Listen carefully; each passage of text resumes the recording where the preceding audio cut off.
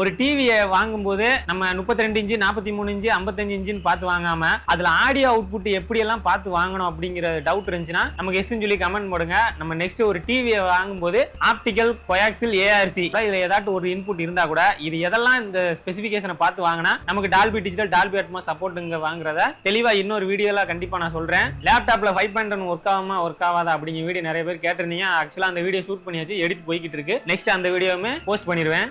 ஒரு 5.1 ஆம்ப்ல digital input கொடுக்க மாதிரி என்னதான் செஞ்சாலுமே டால்பி அட்மாஸ் வருமா வராதா அப்படின்னு சொல்லி நிறைய பேர் பொதுவாக கேட்கீங்க.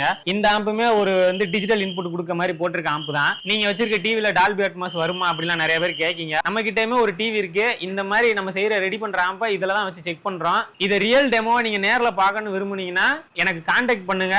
இந்த ரியல் டெமோ அப்படி இருக்கும் அப்படிங்கிறதுக்கு நான் உங்களுக்கு சொல்றேன்.